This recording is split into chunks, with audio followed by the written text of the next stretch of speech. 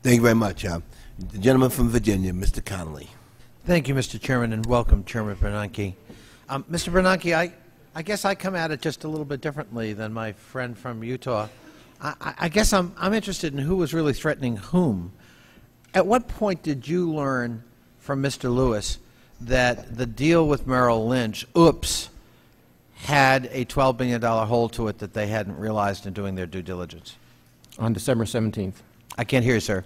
On December 17th when he called Secretary Paulson. On December 17th? Yes. And when, in retrospect, to your knowledge, did they learn they had a $12 billion problem? They claimed they had not known any earlier than the 14th of December, and that we have no direct evidence to the contrary. Were you concerned about the lack of due diligence on their part? We did have concerns about it, yes. Did you take it as a threat, or do you think, well, did you take it as a threat, or did other senior federal officials perhaps discuss it as a threat, implied or otherwise, that Mr. Lewis, far from being a victim here, was actually manipulating the federal government that we're going to back out of this deal because of that $12 billion problem we didn't catch, unless in exchange we get some assurance from you that TARP money will help us cover that little $12 billion problem? I was concerned about that when I first heard about this, that there might be some attempt to get government support or government subsidy on that basis. After some meetings with Mr. Lewis, my impression became that he was genuinely undecided about what to do and rather uncertain about how to go forward. So that impression faded after some time, but I was worried about that at the beginning. Was there any discussion about, at that time when you learned about it, Chairman Bernanke, the need to disclose this to the public and to the shareholders of Bank of America?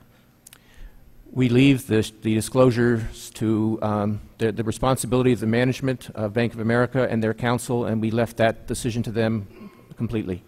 You are aware of the fact that under oath, Mr. Lewis said that there was no deliberate attempt to keep this from the public, that people were just trying to work out the details, when in fact subsequently this committee is in possession of an email from him dated, I believe, December 22nd, that in conversations with both the Fed and with Treasury, strong reaction on the part of the federal officials not to disclose because or to put anything in writing, because they didn't want at that point this to come out in the public because of adverse reactions in the market. I never conveyed any such thought. When asked, well, let me read to you, if I may, the minutes of the December 22nd, an excerpt from the minutes of December 22nd BOA board hearing or meeting. He, Mr. Lewis, reported that in addition to the previously described conversations, he had spoken again with Mr. Bernanke, who stated that he, Mr. Bernanke, had spoken to other federal regulators, and we are informed of the commitment of the corporation by the Fed and Treasury that all concur with the commitment of the federal regulators, obviously to BOA. Could you comment on that? What is that reference to, and what is the nature of the commitment he's referring to? Well, as I've mentioned before, we did inform, the Treasury and the Fed informed the FDIC and the OCC about the situation and about the Fed and Treasury's commitment to work in good faith with the Bank of America to find a transaction, a package that would avoid destabilization of the company in the event of a financial crisis.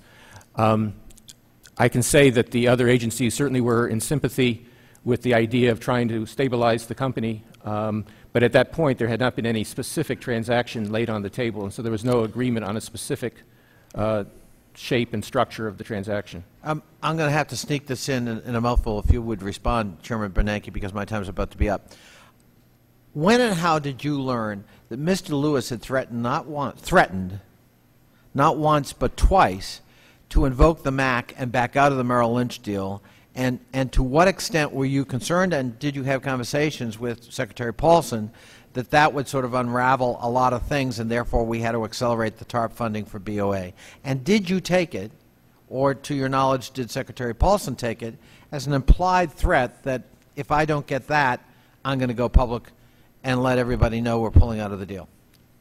When I first heard about it on December 17th, I took that as a possibility of which I was concerned about, but subsequently I thought that, as I said, that Mr. Lewis was genuinely uncertain about how to proceed.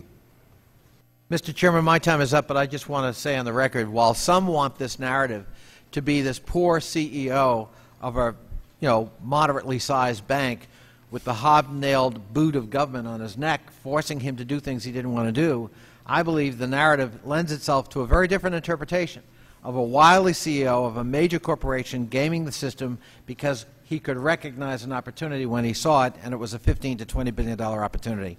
My time is up. I thank the Chair, and I thank Chairman Bernanke. Thank you, gentlemen.